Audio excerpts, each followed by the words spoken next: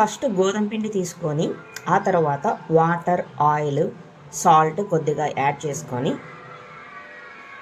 బాగా కలుపుకున్న తర్వాత స్మూతీగా చేసుకుంటే సరిపోతుంది. చాలా సాఫ్ట్గా అయితే ఉండాలి. వన్స్ చపాతీ ఇలా రుద్దేటప్పుడు పిండి కలిపిన తర్వాత ఒక హాఫ్ అన్ అవర్ పక్కన పెడితే సరిపోతుంది. దాంట్లో ఉన్న ఆయిల్ మొత్తం బాగా పీల్చుకుంటుంది, బాగా సాఫ్ట్గా అయితే వస్తుంది. వన్స్ అది వచ్చిన తర్వాత ఇంకా ఫైనల్గా స్టేజ్ ఏమిటంటే ఇలా చపాతీని బాగా రుద్దుకోవాలి. రుద్దుకునేటప్పుడే కొద్దిగా గోధుమ పిండి పైన చల్లుకుంటూ రుద్దితే ఇంకొంచెం బాగుంటుంది. అలా లేని వాళ్ళు డైరెక్ట్గానే అప్లై చేసుకోవచ్చు. ఇంకా ఫైనల్గా పెనం మీద ఇలా కాంచుకుంటే చాలా బాగా అనిపిస్తుంది. ఆయిల్ కావాలని ఆయిల్ వేయచ్చు, లేదంటే బటర్ కూడా అప్లై చేసుకోవచ్చు. Butter chapati like butter non అనమాట. బటర్ నాన్ లాగైతే వస్తుంది.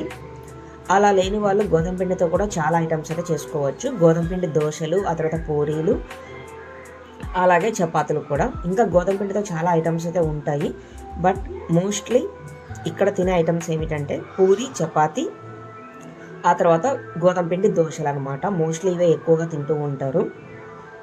అండ్ ఈ చపాతీలకి అయితే ఈ కర్రీ మాత్రం సూపర్ ఉంటుంది. దీన్ని బాంబే చట్నీ అని చెప్పి పిలుస్తూ ఉంటారు. ఇది ఎలా చేస్తారంటే శనగపిండి, ఆ తర్వాత పచ్చిమిర్చి, క్యారెట్, ఆలు ఇవన్నీ యాడ్ చేసుకొని కర్రీ అయితే చేసుకోవాలి. దీనికంటే ముందుగా శనగపిండి కొంచెం తీసుకొని చల్లని వాటర్లో బాగా కలపాలి. కలిపిన తర్వాత స్టవ్ ఆన్ చేసుకొని వెజిటబుల్స్ అన్నీ పోపు పెట్టేసిన తర్వాత ఫైనల్గా వాటర్లో కలుపుకున్న శనగపిండి అందులో అయితే వేసుకోవాలి. కర్రీ అయితే అయిపోతుంది. ఇదంతా కంప్లీట్ చేసుకున్న తర్వాత చపాతీలు తినేవాళ్ళు చపాతీలు చేసుకోవచ్చు. అలా లేనట్లయితే చపాతీ ఇంట్రెస్ట్ ఉన్న వాళ్ళు మళ్ళీ ఇంకా పూరి కూడా చేసుకోవచ్చు అనమాట. రిలేటివ్స్ అందరూ ఇంటికి వచ్చినప్పుడు అయితే ఒక్కొక్కరికి ఒక్కొక్క ఐటమ్స్ అనేది ఇంట్రెస్ట్ ఉంటుంది కాబట్టి వాళ్ళకి నచ్చినట్టు అయితే చేసుకోవచ్చు అనమాట. ఎవరి ప్రిఫరెన్స్ వాళ్ళది. సో కాబట్టి ముందుగానే ప్రిపేర్ చేసుకున్నప్పుడు పిండి 2 రకాలుగా కలుపుకుంటే